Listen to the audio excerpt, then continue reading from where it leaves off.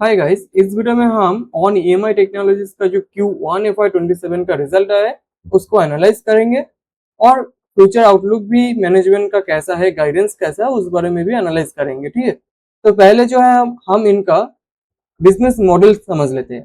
तो on EMI technologies एक fintech player है, ठीक है, जो कि ना पर्सनल लोन प्रोवाइड करते हैं और जो 2 लाख 3 लाख रुपया का जो टिकट साइज का जो पर्सनल लोन हमको मिलता है इधर उधर बहुत सारा ऐप से, उस तरह का ही एक बिजनेस मॉडल है इनका।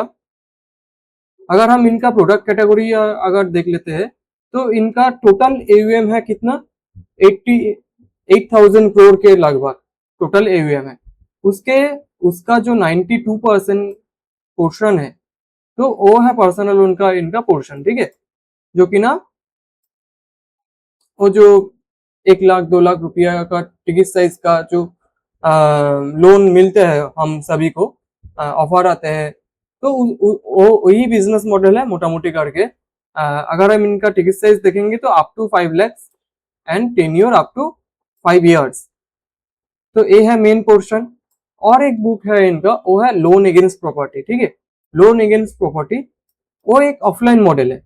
मेनली हम अगर अफोर्डेबल हाउसिंग फाइनेंस सेगमेंट में अगर जाएंगे, एमएसएमई का सेगमेंट में जाएंगे, तो वहां पर इस तरह का एक सेगमेंट हमको देखने को मिलता है कि लोन अगेंस्ट प्रॉपर्टी। ठीक है, तो ये लोग जो है लोन अगेंस्ट प्रॉपर्टी को भी अभी जो है बहुत ही इंपॉर्टेंस दे रहा है और बहुत ही स्पीड में जो है एक्सपेंड कर रहा है। ठीक है, अभी जो है करेंटली 7.7% ऑफ द बुक अगर हम देखेंगे तो लोन अगेंस्ट प्रॉपर्टी का है। ठीक है, और इनका भी ticket size around 15 lakh rupees है।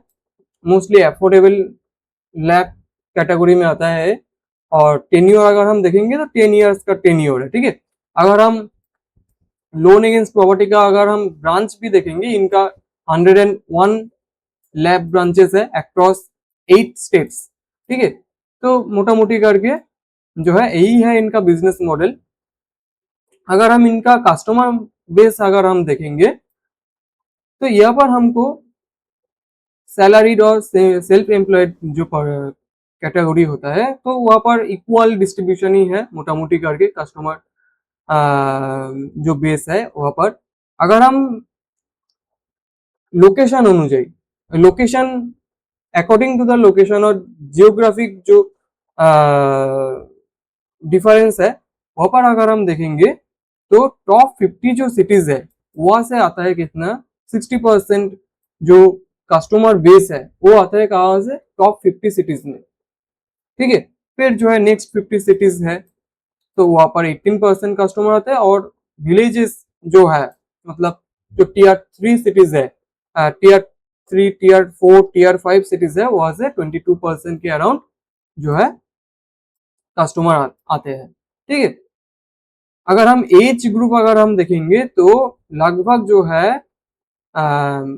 लगभग जो है 75% जो कस्टमर है उनका एज कितना है, 35 से नीचे। तो एक बहुत ही एक यंग जो ग्रुप ऑफ कस्टमर इनके पास है। और obviously young group of customer ही तो जो है वही लोग जो है ऑनलाइन जाके इधर उधर से इधर उधर के ऐप से जो है लोन लेते हैं, पर्सनल लोन लेते हैं। तो इस वजह से भी इनका जो पोर्शन है वो बहुत ही ह्यूज है। 72% यूजर्स जो है 35 के एज से नीचे है। अगर हम सिविल स्कोर अगर हम देखेंगे तो यहाँ पर 95% जो कस्टमर बेस है, 95% कस्टमर बेस का सिविल स्कोर है 700 से ऊपर। तो एक बहुत ही अच्छा एक सिविल स्कोर माना जाता है। और 750 से ऊपर अगर हम देखेंगे वहां पर 25% कस्टमर है। ठीक है, 750 से ऊपर तो कस्टमर जो होते हैं वो तो बहुत ही रेगुलर कस्टमर होते हैं, बहुत ही अच्छा कैटेगरी का कस्टमर होते हैं। और 700 के ऊपर भी अगर हम कस्टमर देखेंगे तो वहां पर भी 95% कस्टमर आते हैं 700 से ऊपर। तो कस्टमर बेस भी बहुत ही अच्छा है ऑब्वियसली। और एक बात तो ऑब्वियसली ये भी ठीक है कि हाँ 700 से अगर आपका सिविल स्कोर कम होता है, 700 से नीचे होता है, तो ऑब्वियसली कोई भी लेंडर ऐसे भी आपको बहुत आसानी से जो है लोन नहीं देते। ठीक है, तो एक बात तो ऑब्वियसली है। लेकिन इनका जो कस्टमर बेस है मोटा मोटी बहुत ही अच्छा एक कस्टमर बेस है। इनका मीडियन जो सिविल स्कोर है वो है 750 के आसपास ही एक मीडियम सिविल स्कोर है, जो कि ना एक अच्छा सिविल स्कोर होता है। तो इनका कस्टमर बेस अगर हम बोलेंगे तो पहले क्या देखा कि टॉप 50 सिटीज से जो है ज्यादातर कस्टमर जो है टॉप 50 सिटीज से बिलोंग करते हैं। ठीक है, 60% कस्टमर बेस टॉप 50 सिटीज से बिलोंग करते हैं और 72% कस्टमर जो है यूजर्स जो है 35 के एज से नीचे है। तो एक यंग कस्टमर बेस भी है। यंग होगा तो ऑब्वियसली उनका जो इनकम भी होगा वो ग्रोइंग इनकम होगा, तो आगे जाके जो है ऑन ईएमआई इनको क्रॉस सेल भी कर सकते हैं, तो एक अच्छा बात है। और जो है क्रेडिट स्कोर भी अगर हम देखेंगे, सिविल स्कोर भी अगर हम देखेंगे वो भी बहुत ही अच्छा एक सिविल स्कोर मोटा मोटी करके है। ठीक है, ये है इनका बिजनेस मॉडल। फिर जो है इनका रिजल्ट के बारे में हम बात कर लेते हैं। ठीक है, अगर हम इनका एवीएम का अगर हम परफॉर्मेंस देखेंगे तो एवीएम ग्रोथ इस क्वार्टर आया कितना, 61% का year on year AUM growth इनका आया। तो इनका एवीएम ग्रोथ अगर हम हिस्टोरिकल ग्रोथ देखेंगे तो बहुत ही अच्छा एक एवीएम ग्रोथ इनका है और होना भी चाहिए, क्योंकि एक तो इनका बुक जो है बहुत ही छोटा है, 8000 करोड़ का बुक बहुत ज्यादा नहीं है। और बेस अगर हम देखेंगे 8000 का जो बेस है वो कितना है, 5000 करोड़। तो उस तो कंसिडरिंग जो 5000 का बुक इनका था ईयर ऑन ईयर, तो वहां पर 60% का ग्रोथ बहुत ज्यादा भी नहीं है। और एक बात है कि इनका मैक्सिमम जो बिजनेस आता है वो ऑनलाइन बिजनेस आता है। ठीक है, तो उस वजह से भी जो है इनको वो जो ऑपरेटिंग लेवरेज होता है वो मिलता है कि अगर आपका ऑनलाइन का बेस बहुत ही अच्छा होता है, ऑनलाइन का जो सिस्टम है बहुत ही अच्छा होता है, तो ऑब्वियसली ग्रोथ तो आएगा, ऑटोमेटिक ग्रोथ आएगा। ठीक है, तो एक बात है ऑब्वियसली। तो एवीएम का अगर हम ग्रोथ देखेंगे तो 61% का एवीएम ग्रोथ हम देख सकते हैं। अगर हम सेगमेंट वाइज अगर हम ग्रोथ देखेंगे तो पर्सनल लोन का सेगमेंट जो है इस क्वार्टर में 52% से ग्रो किया है ईयर ऑन ईयर लेवल पे। 52% से पर्सनल लोन का बुक ग्रो किया है। और जो लोन अगेंस्ट प्रॉपर्टी का जो बुक है वहां पर हमको 400% का जो है इंक्रीज हमको देखने को मिलता है। ठीक है, जो कि ना बहुत ही एक अच्छा रेट है, बहुत ही। और इनका बेस तो ऑब्वियसली छोटा है। अगर हम देखेंगे यहाँ per year on year level पे पर्सनल लोन कितना पोर्शन था, 97.5%। वो कहाँ पर आया अभी, 92.3% में आया। और लोन अगेंस्ट प्रॉपर्टी का जो पोर्शन था 2.5%, वो कहाँ पर चला गया, 7.5%। तो ऑब्वियसली अगर हम देखेंगे तो पहले तो जो है ओवरऑल एयूएम ग्रोथ बहुत ही अच्छा है, उसका ऊपर क्या है, पर्सनल लोन का जो सेगमेंट है वो भी बहुत ही अच्छा एक रेट से ग्रो कर रहा है। और उसके ऊपर भी अगर हम देखेंगे तो लोन अगेंस्ट प्रॉपर्टी का जो सेगमेंट है वो धीरे धीरे करके इंक्रीज हो रहा है ओवरऑल एयूएम मिक्स में। तो एक अच्छा बात है। और एक अच्छा बात भी है और बुरा बात भी है। क्यों है, मैंने पहले भी कहा कि आपका अगर secured part of the book अगर इंक्रीज होता है धीरे धीरे करके तो आपका जो है मार्जिन कॉम्प्रेस होता है, मार्जिन जो है नीम जो है वो कॉम्प्रेस होता है। तो आगे जाके अगर ये जो लैब का जो पोर्शन है ऑब्वियसली ये तो और भी इंक्रीज करेगा। ठीक है, क्योंकि इस क्वार्टर में 400% का जो है एयूएम का ग्रोथ आया है। तो 400% का ग्रोथ तो ऐसे ही नहीं आता, मैनेजमेंट का जो टारगेट भी है वो भी एक अच्छा खासा टारगेट है कि हम 15-20% ऑफ द बुक लाएंगे लैब को। ठीक है, तो एक बात है। तो इसके वजह से क्या होता है कि नीम का कॉम्प्रेशन होता है। लेकिन एक और अच्छा बात होता है कि आपका जो एसेट क्वालिटी का स्टेबिलिटी होता है, एसेट क्वालिटी जो होता है उसका स्टेबिलिटी इंक्रीज हो जाता है। एसेट क्वालिटी इधर उधर नहीं होता बहुत ज्यादा अगर हम सिक्योर्ड बुक अगर हम देखेंगे। लेकिन अनसिक्योर्ड अगर बुक हम देखेंगे तो ऑब्वियसली एसेट क्वालिटी जो है बहुत ही जल्दी जो है डिटोरिएट करते हैं, थोड़ा बहुत इधर उधर हुआ तो डिटोरिएट करने लगता है। लेकिन अगर हम जो secured part of the book अगर हम देखेंगे कोई भी लेंडर का, तो वहां पर एसेट क्वालिटी जो है डिटोरिएशन होता भी है तो बहुत ही धीरे धीरे करके होता है। ऐसे नहीं हो जाता कि हाँ इस क्वार्टर 2% जीएनपी है तो नेक्स्ट क्वार्टर 4% जीएनपी, ये सब नहीं होता। ठीक है, तो एक बात है कि एसेट क्वालिटी इंप्रूव होता है। तो एक बात है कि आपका एवीएम अगर इंक्रीज हो रहा है, अभी कितना है ऑन ईएमआई टेक्नोलॉजीज का एवीएम 8,000 करोड़, आगे जाके 10,000 करोड़, 15,000 करोड़, 20,000 करोड़ होगा। तो वहां पर अगर सिक्योर्ड बुक अगर होगा तो एक स्टेबिलिटी मिलेगा इनको। ठीक है, तो एक बात है। तो एक तरह से जो हम देखेंगे कि लैब का बुक जो है डिटोरिएशन करता है कहां पर, निम्स पर, मार्जिन का डिटोरिएशन होता है। और एक तरह से क्या होता है कि quality of the book increase होता है, एसेट क्वालिटी जो है इंक्रीज होता है। ठीक है, एक बात है। फिर एक और चीज इनका है कि इनका जो है ऑन बुक एवीएम जो है 46% है और ऑफ बुक जो एवीएम है वो 53% है। तो अगर हम देखेंगे तो इनका ऑफ बुक का जो एवीएम है वो भी बहुत ही एक इंपॉर्टेंट पार्ट है इनका बिजनेस का। अगर हम इनका ट्रेंड देखेंगे तो ऑन बुक एवीएम जो है वो लगातार जो है डिक्रीज हो रहा है, क्वार्टर आफ्टर क्वार्टर जो है 52, 50, 51, 50, 46। तो क्वार्टर आफ्टर क्वार्टर जो है इनका ऑन बुक का जो एवीएम है वो डिक्रीज हो रहा है और ऑफ बुक का एवीएम अगर हम देखेंगे वो बहुत ही अच्छा एक रेट से इंक्रीज हो रहा है। अगर हम इस क्वार्टर में अगर हम देखेंगे तो ऑन बुक एवीएम जो है उसका ग्रोथ था कितना, 40%, और ऑफ बुक का जो एवीएम का ग्रोथ था वो था 80%। तो ऑफ बुक एवीएम भी इनका बहुत ही अच्छा एक रेट से ग्रो कर रहा है। और एक अच्छा एक इंपॉर्टेंट चीज भी है, क्यों है, क्योंकि ऑफ बुक में आपका एसेट लाइट बिजनेस होता है। ऑफ बुक का मॉडल क्या होता है कि let's say on EMI technologies जो है एक जो है बोरोवर ढूंढते हैं, एक बोरोवर को लेट्स से 1 लाख रुपीज चाहिए। तो ऑन ईएमआई क्या करता है कि एक बड़ा जो इंस्टीट्यूट है, यहाँ पर अगर हम देखेंगे 8+ ऑफ बुक पार्टनर, एक जो बैंक होता है लाइक ऑफ बुक पार्टनर, कोई बड़ा एनबीएफसी होता है ऑफ बुक पार्टनर।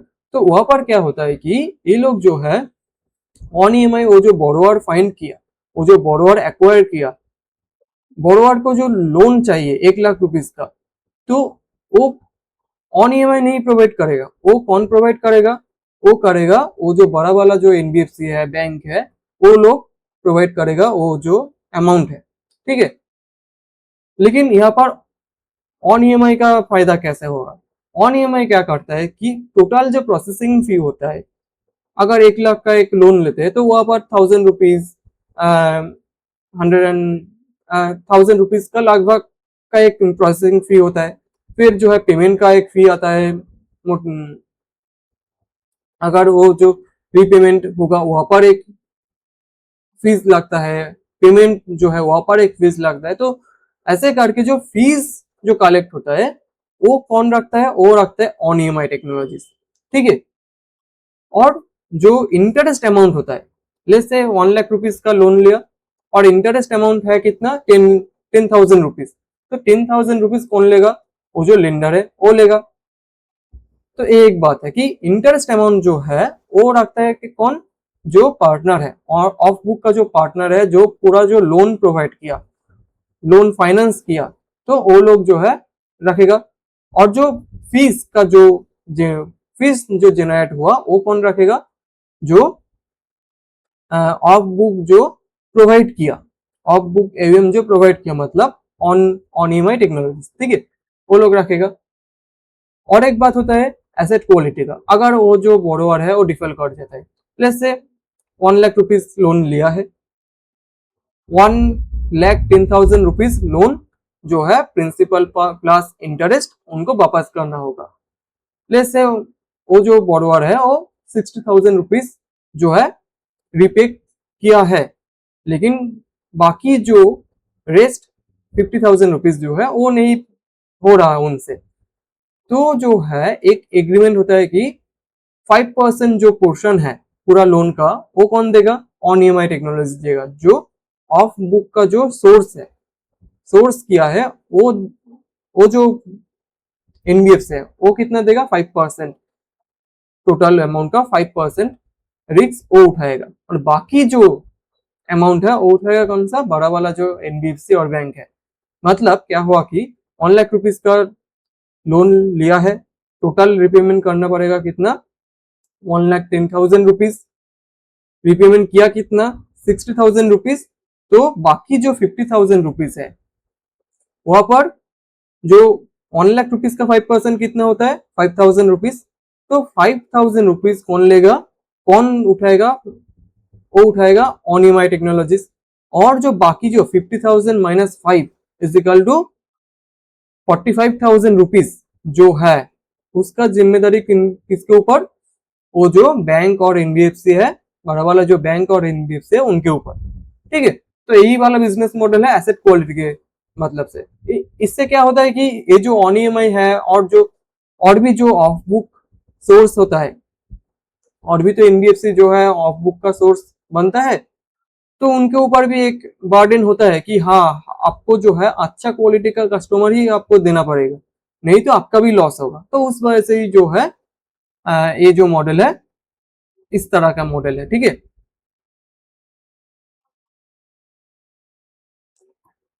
तो यही वाला बात है कि इनका अगर ऑफ बुक का अगर हम पोर्शन देखेंगे, वो धीरे धीरे करके जो है इंक्रीज हो रहा है टोटल एवीएम में। ठीक है, पहले इतना था, अभी कितना है, पहले था 47.5%, अभी कितना है ईयर ऑन ईयर 53.6%। तो ये एक बात है, तो इसके वजह से जो है इनका एक एसेट लाइट मॉडल भी इनका हो जाता है। ठीक है, तो एक बात है। फिर अगर हम डिसबर्समेंट का अगर हम नंबर देखेंगे, तो डिसबर्समेंट इस क्वार्टर में हुआ है कितना, 3,1800 रुपीज का डिसबर्स, 1800 करोड़, 3,800 करोड़ का डिसबर्समेंट हुआ है। ठीक है, जो कि ना ईयर ऑन ईयर लेवल पे 37% का ग्रोथ है। ठीक है, तो एक अच्छा बात है कि इनका जो डिसबर्समेंट का जो पेस भी है, स्पीड भी है, वो भी बहुत ही अच्छा है। अगर एक एनबीएफसी 37% से डिसबर्समेंट ग्रो करता है, तो ऑब्वियसली वो लोग जो है आराम से 40-50% के लगभग जो है ग्रोथ रेट एवीएम में दिखा सकते हैं। ठीक है, तो एक बात है। फिर आता है क्या, तो मेनली जो है ऑफलाइन का जो पोर्शन है वो हमने देख लिया कि एवीएम का ग्रोथ कितना है, डिसबर्समेंट का ग्रोथ कितना है, मतलब जो बिजनेस का जो ग्रोथ है वो कितना है, वो तो बहुत ही अच्छा है, ग्रोथ रेट से जो है इंक्रीज हो रहा है। अगर हम एवीएम का गाइडेंस भी अगर हम देख लेते हैं मैनेजमेंट का, मैनेजमेंट कह रहा है कि हम इस जो फाइनेंशियल ईयर है FY27 यहाँ पर 40% से जो है एवीएम का ग्रोथ करेंगे। ठीक है, और जो है हम शायद ओवर वो जो 40% का जो ग्रोथ है वो शायद हम, मतलब क्या होता है कि मैंने जो है ओवर डिलीवर भी कर सकते हैं, क्योंकि अगर हम पहला क्वार्टर देखेंगे तो वहां पर 60% का ग्रोथ है। तो ईयर ऑन ईयर लेवल पे FY27 के एंड में 40% का एवीएम ग्रोथ उतना भी मुश्किल मुश्किल का बात नहीं है। तो आराम से ये लोग जो है ओवर डिलीवर कर सकता है एवीएम में। फिर जो है अगर हम देखेंगे एसेट क्वालिटी, तो ग्रोथ रेट तो बहुत ही अच्छा है, लेकिन ग्रोथ रेट का जो क्वालिटी है वो कैसा है, ये भी इंपॉर्टेंट है कि ग्रोथ रेट का जो क्वालिटी है वो कैसा है। तो हम एसेट क्वालिटी देख लेते हैं। तो अगर हम जीएनपी अगर हम देखेंगे,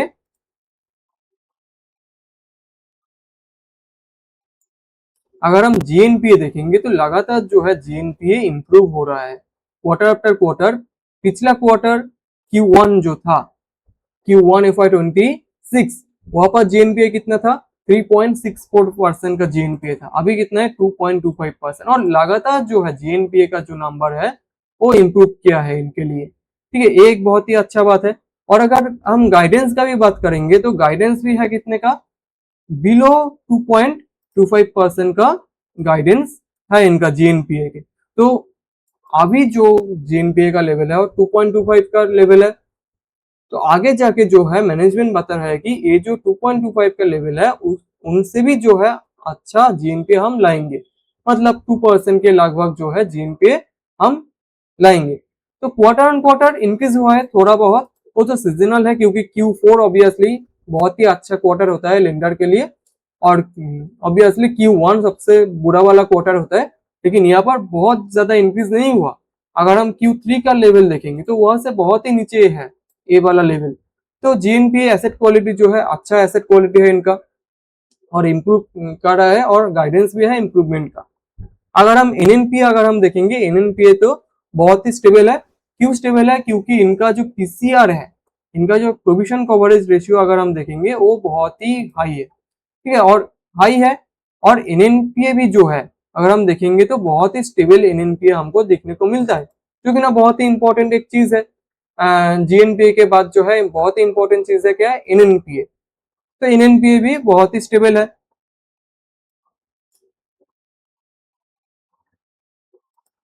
अगर हम क्रेडिट कॉस्ट का अगर हम देखेंगे, तो क्रेडिट कॉस्ट अगर हम देखेंगे यहाँ पर इस क्वार्टर में कितना है, 68% क्रेडिट कॉस्ट है, ठीक है। टोटल जो AUM है उनका 68% क्रेडिट कॉस्ट इनका आया है।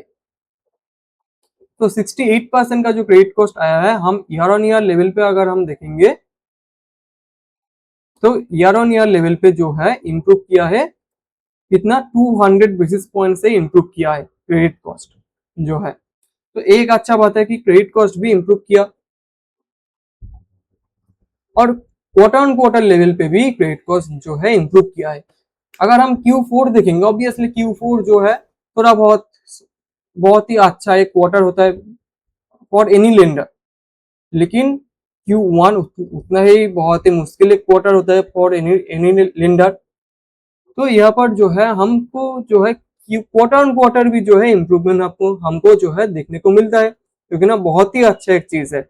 और जो मैनेजमेंट कह रहा है कि आगे जाके जो है हम और भी जो है अच्छा कस्टमर बेस लाएंगे, हमका जो बिजनेस है वहाँ पर और भी अच्छा कस्टमर बेस लाएंगे, और अच्छा कस्टमर बेस अगर लाएंगे ऑब्वियसली जो है एसेट क्वालिटी और भी इंप्रूव होगा।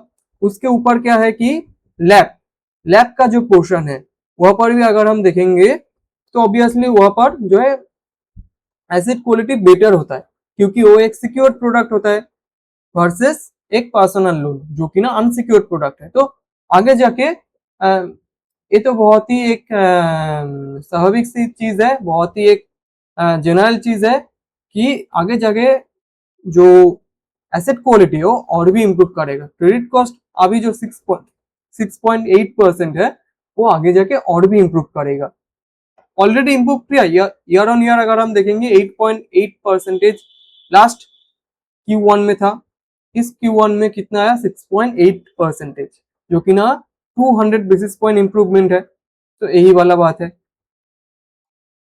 तो एसेट क्वालिटी भी जो है अगर हम देखेंगे तो धीरे धीरे करके जो है इंप्रूव कर रहा है। उसके बाद अगर हम पोर्टफोलियो यील्ड का अगर हम नंबर देख लेते हैं, पोर्टफोलियो यील्ड इस क्वार्टर में कितना था, 32.4% पोर्टफोलियो यील्ड था, जो कि ना पिछला कुछ क्वार्टर भी अगर हम देखेंगे 31-32% के रेंज में ही पोर्टफोलियो का यील्ड रहता है इनका। लेकिन आगे जाके जो है इनका पोर्टफोलियो यील्ड जो है कॉम्प्रेस करेगा। क्यों करेगा? ऑब्वियसली क्योंकि लोन अगेंस्ट प्रॉपर्टी का जो सेगमेंट है वो इंक्रीज होगा। अगर हम ये जो दो जो सेगमेंट है, पर्सनल लोन का जो सेगमेंट है वर्सेस लोन अगेंस्ट प्रॉपर्टी, इनका पोर्टफोलियो यील्ड क्या आता है? पर्सनल लोन में अराउंड अराउंड 29-30% का इंटरेस्ट रेट आता है, प्लस प्रोसेसिंग फी, रिपेमेंट फी, ये सब मिलाकर जो है अराउंड अराउंड 35-36% का पोर्टफोलियो यील्ड हो जाता है इनका। और लैप जो है वहां पर पोर्टफोलियो यील्ड कितना है? अराउंड अराउंड 20-24% का पोर्टफोलियो यील्ड है। ओवरऑल लैब बुक का अगर हम देखेंगे वहां पर शायद है 21.8% का ओवरऑल लैब बुक का यील्ड आता है। तो अभी कितना यील्ड है? 32.4% का यील्ड है। और लैब बुक जो कि ना इंक्रीज हो रहा है, टोटल AUM का जो पोर्शन है वहां पर इंक्रीज हो रहा है धीरे धीरे करके, उनका जो यील्ड है वो कितना है? 20%, 24% के लगभग। तो आगे जाके लैब का अगर मिक्स जो है इंप्रूव होगा लैब का मिक्स इंप्रूव होगा तो ऑब्वियसली जो ओवरऑल जो पोर्टफोलियो का यील्ड होगा वो घटेगा। तो ये वाला बात है। और गाइडेंस भी ऐसा ही है कि आगे जाके जो है हमारा पोर्टफोलियो यील्ड जो है घटेगा। फिर जो है कॉस्ट ऑफ बोरोइंग्स अगर हम देखेंगे तो कॉस्ट ऑफ बोरोइंग्स इस क्वार्टर में 14.5% का है, जो कि ना अगर हम पिछला कुछ क्वार्टर भी देखेंगे तो वहां पर भी 14.5% 13% के लगभग ही इनका कॉस्ट ऑफ बोरोइंग्स था। लेकिन मैनेजमेंट का जो गाइडेंस है कि हम ये जो कॉस्ट ऑफ बोरोइंग्स है वो धीरे धीरे करके और भी घटेंगे। कैसे घटेंगे? ऑब्वियसली एक तो चीज है क्रेडिट रेटिंग इंप्रूव होगा तो आगे जाके इंप्रूव होगा कॉस्ट ऑफ बोरोइंग्स। एक और बात है कि क्रेडिट रेटिंग्स का बात है ऑब्वियसली मेनली। तो आगे जाके कॉस्ट ऑफ बोरोइंग्स जो है और भी 100 बेसिस पॉइंट Q4 FY27 तक जो है, मतलब लास्ट जो क्वार्टर है तब तक जो है और भी 100 बेसिस पॉइंट का हमको कॉस्ट ऑफ बोरोइंग्स घटता हुआ देखने को मिलेगा। मतलब क्या कि अभी है 14.5%, आगे जाके कितना होगा 13 to 13.5% का हमको कॉस्ट ऑफ बोरोइंग्स देखने को मिलेगा बाई Q4 FY27। तो कॉस्ट ऑफ बोरोइंग्स इंप्रूव होगा। तो ऑब्वियसली अगर हम देखेंगे पोर्टफोलियो यील्ड घटेगा, कॉस्ट ऑफ बोरोइंग्स भी घटेगा, तो स्प्रेड ऑब्वियसली मोटा मोटी करके जो है स्टेबल रहेगा। और अगर हम आगे का भी स्प्रेड देखेंगे तो मोटा मोटी करके इनका स्प्रेड 16 to 17% स्प्रेड ही होता है, ठीक है। इनका आगे जाके क्या होगा वो तो हमको थोड़ा बहुत मॉनिटर करना होगा, लेकिन मोटा मोटी करके मेरा जो मानना है इनका पोर्टफोलियो यील्ड भी घटेगा और स्प्रेड भी कॉस्ट ऑफ बोरोइंग्स जो है कॉस्ट ऑफ बोरोइंग्स जो है आगे जाके और भी घटेगा, ठीक है। क्योंकि ऑब्वियसली क्रेडिट रेटिंग अगर इनका इंक्रीज होगा तो cost of borrowings obviously improve होगा। तो एक बात है। इनका अगर नीम्स अगर हम देखेंगे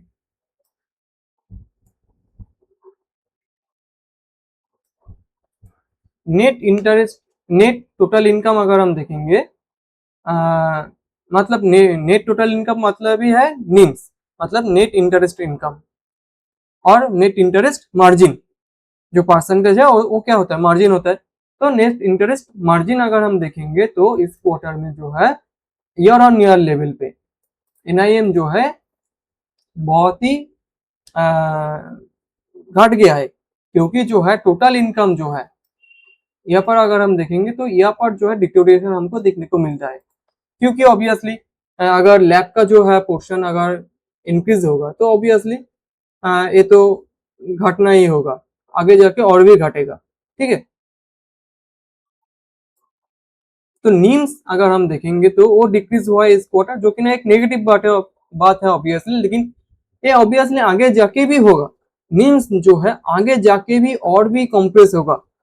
तो नीम्स का यही बात है, इनका यही एक्सपेक्टेशन हमको रखना होगा कि नीम्स आगे जाके इम्प्रूव नहीं होगा, ठीक है। इनका जो प्लानिंग है कि अभी तो है इनका लैब का पोर्शन, आगे जाके ये लोग गोल्ड लोन का सेगमेंट भी ओपन करेंगे, जो लैब का जो ब्रांचेस इन्होंने ओपन किया। तो उसके बाद उसके साथ साथ ही जो है गोल्ड लोन का भी सेगमेंट ये लोग आराम से ओपन कर सकते हैं। एडुकेशन लोन जो है ये लोग चालू करेंगे, और भी जो है बिजनेस लोन भी जो होता है वहां पर भी ये लोग एंट्री करेंगे। तो ऑब्वियसली इस वजह से जो है निम जो है आगे जाके और भी कॉम्प्रेस होता हुआ हमको देखने को मिलेगा। तो एक बात है, लेकिन एक बात जो मेन है कि इनका जो ओपेक्स है, अभी तो ओपेक्स बहुत ही हाई है। क्यों हाई है? क्योंकि ये लोग जो है एक्सपेंशन कर रहा है। इनका अगर ब्रांच एडिशन अगर हम देखेंगे तो इस क्वार्टर में जो है 3 ब्रांचेस ओपन किया है, और ये जो फाइनेंशियल ईयर है FY27, यहाँ पर उनका गाइडेंस है कि 20 to 25 ब्रांचेस ये लोग ओपन करेंगे, ठीक है। जो कि ना लैब का ब्रांच होगा, लैब का ही ब्रांच है ऑब्वियसली। तो वहां पर जो इनका गाइडेंस है 20 to 25 ब्रांचेस ये लोग ओपन करेंगे FY27 में, जो कि ना अराउंड 20 to 25% ग्रोथ रेट आता है, ठीक है। तो इस वजह से जो है ये लोग लैब का जो पोर्शन है वो इंक्रीज कर रहा है, तो ऑपरेटिंग लेवरेज ऑपरेटिंग एक्सपेंस जो है अभी ज्यादा है, ऑपरेटिंग लेवरेज इनको नहीं मिल रहा। लेकिन आगे जाके, क्योंकि अगर इनका लैब का सेगमेंट भी अगर हम देखेंगे वो प्रॉफिटेबल सेगमेंट अभी भी नहीं है, वो अभी भी प्रॉफिटेबल सेगमेंट नहीं है। तो उस वजह से क्या होता है कि इनका ऑपरेटिंग एक्सपेंस जो है इंक्रीज होता है। लेकिन आगे जाके ऑब्वियसली जब लैब का जो ब्रांचेस है वो इम्प्रूव करेगा, वो उसका जो एफिशिएंसी है वो इम्प्रूव होगा, प्रोडक्टिविटी इम्प्रूव होगा, तो ऑब्वियसली जो है टोटल जो ऑपरेटिंग लेवरेज है बिजनेस का वो और भी अच्छे तरीके से मिलेगा। तो एक बात है। तो एक चीज हमने क्या देखा कि इनका एसेट क्वालिटी इंप्रूव हो रहा है। क्यों इंप्रूव हो रहा है? क्योंकि इनका कस्टमर एडिशन जो है वो और भी प्रीमियम कस्टमर एडिशन हो रहा है। फिर जो है लैब का जो सेगमेंट है वो इंक्रीज हो रहा है, एक बात है। तीसरा बात क्या है कि इनका जो नीम है, नेट इंटरेस्ट मार्जिन जो है वहां पर हमको कॉम्प्रेशन देखने को मिलता है, तो आगे जाके और भी कॉम्प्रेस करेगा। लेकिन एक और बात है कि ऑपरेटिंग लेवरेज, आगे जाके हमको और भी ऑपरेटिंग लेवरेज इनके साथ आता हुआ देखने को मिलेगा। तो ओवरऑल जो आरओई और आरओए अगर हम देखेंगे तो आरओए और आरओई जो है बहुत ही स्टेबल एक रेंज में ही है। आरओए बहुत ज्यादा इम्प्रूव भी नहीं किया, डिटोरेट भी नहीं किया, और आगे जाके भी जो है टोटल जो होगा एसेट क्वालिटी इंप्रूव करेगा, लेकिन नीम जो है डिक्रीज करेगा, कंप्रेस करेगा, प्लस ऑपरेटिंग लेवरेज थोड़ा बहुत मिलेगा। तो ओवरऑल जो आरओए है वहां पर बहुत ज्यादा हमको ये नहीं देखने को मिलता कि आगे जाके और बहुत ज्यादा इंप्रूवमेंट ये कर सकता है। ठीक है, करंट आरओए कितना है? 5% का आरओए है। कितना इनका ज्यादा आरओए का एक रीजन भी है कि इनका जो ऑफ बुक एवीएम है वो बहुत ही बड़ा एक पोर्शन है इनका, तो उस वजह से जो है एसेट लाइट एक मॉडल है, उस वजह से जो है आरओए इनका जो है बहुत ही अच्छा एक आरओए इनको देखने को मिलता है। आरओई अगर हम देखेंगे करेंट आरओई जो है 21% है, जो कि ना अराउंड अराउंड 25% था। क्यों था और क्यों घट गया क्योंकि ये लोग जो है इक्विटी रेज किया, उसके वजह से जो है आरओए घट गया। लेकिन इनका जो नेचुरल जो आरओई का जो लेवल है वो अराउंड अराउंड कितना है? 24-25% का आरओई इनका नेचुरल आरओई है। तो आगे जाके क्या होगा कि मैनेजमेंट बता रहा है कि हमारा सिक्योर्ड बुक का जो आरओई है वो भी अराउंड अराउंड 21-22% के आसपास ही होगा, जो कि ना बहुत ही अच्छा एक चीज है। तो ऑब्वियसली आगे जाके आरओई जो है मुझे नहीं लगता बहुत ज्यादा इंक्रीज होगा नेक्स्ट 1 to 2 ईयर। ठीक है, लेकिन आगे जाके लॉन्ग टर्म में फिर से जो है आरओई कहां पर आ जाएगा? 25-26% के आसपास आ जाएगा। क्योंकि आरओई अगर हम देखेंगे तो लैब का जो पोर्शन है वो तो प्रॉफिटेबिलिटी जीरो है, उनका जो प्रॉफिटेबिलिटी है वो तो अभी तक नहीं आया। लैब का जो पोर्शन है तो वहां पर ऑब्वियसली आरओई जो है वो तो नेगेटिव आरओई है, तो वहां पर अगर कंट्रीब्यूशन आएगा आगे जाके तो ऑब्वियसली आरओई जो है 25-26% के आसपास चला जाएगा। तो ओवरऑल जो आरओई है वो बहुत ही अच्छा एक आरओई आ जाएगा 25-26%। उसके ऊपर भी क्या है कि इम्प्रूवमेंट, आरओई का इम्प्रूवमेंट कैसा आता है वो बहुत ही एक इम्पोर्टेंट चीज है। लेकिन अभी जितना आरओई ये लोग बना रहे हैं 21% का आरओई, वो तो बहुत ही अच्छा एक आरओई है। इम्प्रूवमेंट होगा कि नहीं वो तो आगे जाके हमको देखने को मिलेगा। इम्प्रूवमेंट होगा तो ऑब्वियसली वो तो बहुत ही इंपॉर्टेंट है कोई भी बिजनेस के लिए कि आरओई का इम्प्रूवमेंट होना चाहिए। तो ये आगे जाके हमको देखना पड़ेगा आगे जाके आरओई का ट्रेंड कैसा रहेगा। लेकिन मुझे जो लगता है कि आरओई का जो गाइडेंस है वो है 21-22% के लगभग, वो आगे जाके 23-24 के आसपास चला जाएगा। क्योंकि इनका जो डेट टू इक्विटी रेशियो भी है, अभी ये लोग इक्विटी रेस किया तो डेट टू इक्विटी रेशियो बहुत ही घट गया है, 0.9 के आसपास इनका डेट टू इक्विटी रेशियो है, जो कि ना ऑब्वियसली आगे जाके इम्प्रूव होगा, तो आगे जाके डेट टू इक्विटी रेशियो अगर इम्प्रूव होगा तो ऑब्वियसली ओवरऑल जो आरओई है वो भी इम्प्रूव करेगा। तो यही वाला बात है। फिर अगर हम देखेंगे प्री प्रोविजनिंग ऑपरेटिंग प्रॉफिट, जो कि ना एबिटा है, कोई भी अदर्स बिजनेस के लिए जो कि ना एबिटा है। तो एबिटा अगर हम देखेंगे तो यहाँ पर पीपीओपी जो है ईयर ऑन ईयर से इंक्रीज किया 42%, जो कि ना जहां पर हमको देखने को मिलता है कि ऑपरेटिंग लेवरेज मिसिंग है। क्यों मिसिंग है? क्योंकि ऑब्वियसली एवीएम का ग्रोथ कितना था 62%, पीपीओपी का ग्रोथ कितना है 42%।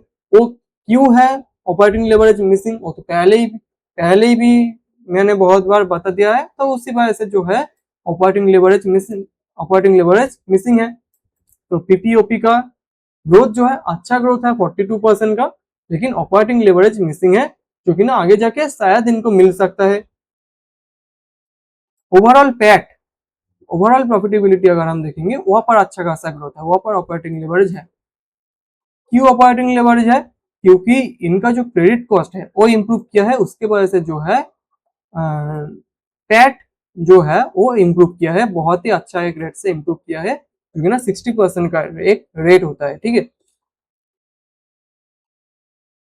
और ऑपरेटिंग लेवरेज की अगर हम बात करेंगे बॉटम लाइन में, तो वहां पर बहुत ही ऑपरेटिंग लेवरेज तो नहीं है, लेकिन हाँ ठीक ठाक एक ग्रोथ हमको देखने को मिलता है 60%। ठीक है। तो यही वाला बात है। तो ओवरऑल जो नंबर आया है वो मोटा मोटी करके मैं तो कहूंगा कि हाँ ओवरऑल जो बिजनेस का क्वालिटी है वो इम्प्रूव हो रहा है, लेकिन मार्जिन का जो प्रेशर है यहाँ पर रहेगा। आगे जाके मार्जिन का जो प्रेशर है वो रहेगा, लेकिन ओवरऑल जो बिजनेस का क्वालिटी है वो अच्छा हो रहा है।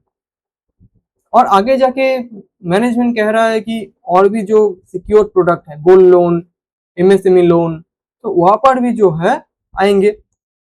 और गोल्ड लोन का अगर हम यील्ड देखेंगे तो गोल्ड लोन का यील्ड हाई होता है, एमएसएमई लोन का यील्ड हाई होता है, एजुकेशन लोन का यील्ड हाई होता है। तो वहां पर भी एक अच्छा खासा यील्ड इनको मिलेगा आगे जाके। तो ओवरऑल जो बिजनेस का क्वालिटी है वो अच्छा हो रहा है, लेकिन मार्जिन जो है, निम्स जो है, वहां पर कैसा परफॉर्मेंस रहता है इनका, ये तो आगे जाके ही हमको देखने को मिलेगा। और वैल्यूएशन भी अगर हम देखेंगे, एक कंपनी जो कि ना 60% से ग्रो कर रहा है, एक कंपनी जिसका आरओई है 20% के ऊपर, नॉर्मल आरओई जो है 24-25% के आसपास होता है। तो वहां पर अगर हम देखेंगे प्राइस टू बुक रेशियो, तो वहां पर प्राइस टू बुक रेशियो आता है इनका प्राइस टू बुक रेशियो कितना होगा 2.5x के लगभग प्राइस टू बुक रेशियो है, जो कि ना एक मोटा मोटी करके ठीक ठाक वैल्यूएशन ही मैं कहूंगा। ठीक है।